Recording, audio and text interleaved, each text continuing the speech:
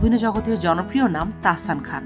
নতুন জীবন শুরু করার পর ভক্তরা প্রশংসায় ভাসিয়েছিলেন নবদম্পতিকে, কিন্তু বছর না ঘুরতে বিচ্ছেদের খবর।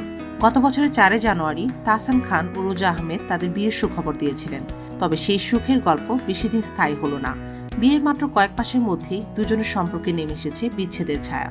জানা গেছে, গত জুলাই মাস থেকেই তাহসান ও রোজা একসঙ্গে থাকছেন না। সম্পর্ক গড়িয়েছে চূড়ান্ত বিচ্ছেদের পথে। শনিবার বিকেলে বিষয়টি নিজে নিষেধ করেন তাহসান খান। তিনি বলেন, যে গুজব ছড়াচ্ছে সেটাই সত্য। আমরা আর একসঙ্গে নেই।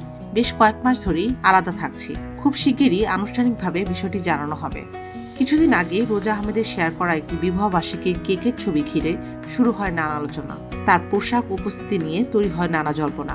সেই গুজবই এবার বাস্তবতার সিলমোহর পেল। তাহসান আরও বলেন, এই মুহূর্তে সবকিছু বলার সময় হয়নি, তবে সঠিক সময়ে বিস্তারিত জানাবো। উল্লেখ্য, 2025 সালে 4 জানুয়ারি মাত্র 4 মাসের পরিচয়ের পর রোজা আহমেদকে বিয়ে করেন তাহসান খান। রোজা আহমেদ একজন পেশাদার মেকআপ আর্টিস্ট। 1 দশকেরও বেশি সময় ধরে বাংলাদেশ ও যুক্তরাষ্ট্রে তিনি ব্রাইডাল মেকআপ আর্টিস্ট হিসেবে কাজ করছেন।